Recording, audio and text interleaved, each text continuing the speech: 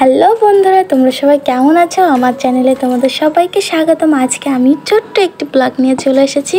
তো আমি বাপের বাড়ি গিয়ে আজকে কি করলাম সেটাই তোমাদের সাথে শেয়ার করব। এই যে দেখো, বুনিরে নিয়ে ছাদের ওপরে চলে এসেছি আম গাছ থেকে আম পাড়বো বলে। আর এই আম গাছটা সব আম গাছের থেকে আমটা বড় হয়েছে। তো এই গাছটিকে আমরা হামলা করতে এসেছি ভাই বোনেরা মিলে। এই যে এখানে আমি আম পেড়েছি 4টে, দেখো কত বড় বড় হয়ে গেছে। তোমরা এই বছর এখনো আম খেয়েছো কিনা অবশ্যই জানাবা। আর বোনের কাছ থেকে এই যে আমটা আমি ছেলে নেব। আমটা যে এত পরিমাণে টক হয়েছে, এই বছরের সেরা আম টক এই যে আমি খালাম। তো তোমরা এই বছরে এখনো এত বড় আম খেয়েছো কিনা অবশ্যই কিন্তু জানাবা আমারে। এরপরে বোন ছেলে দিল, এরপরে আমি কেটে নেব পিস পিস করে সবগুলোই। এরপরে এই যে দেখো, কলের জল দিয়ে আম ধুয়েছি, তো কি কালো বেড়েছে, মানে আয়রনে কালো হয়ে যায় যে কোনো আটা জিনিস ধুলে। তো এরপরে আমি পিস পিস করে কেটে নেব।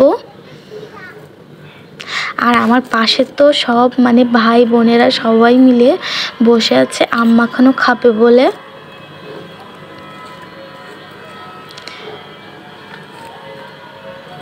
এই আমটা বিষ টক, একদম বিষ টক এই আমটা খেতে।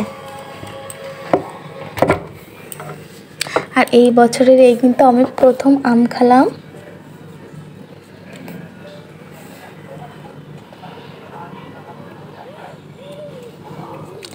যে এখানে আমি ছোট ছোট করে পিস করে কেটে নেব, সবগুলোই পিস পিস করে কেটে নিলাম। এরপরে আমি এতে লবণ দেব, লবণ দিয়ে সুন্দরভাবে মাখিয়ে সবাইকে দেব।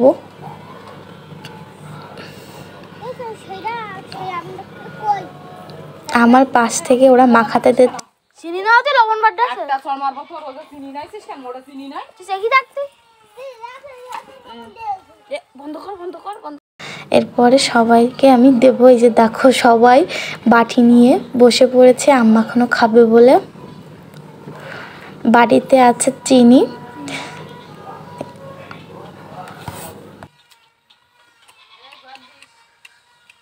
কিরাম হইস ভাই? হ্যাঁ নইস এত সটকা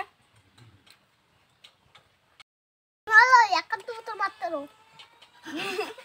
খান তো সটকা সেই সাত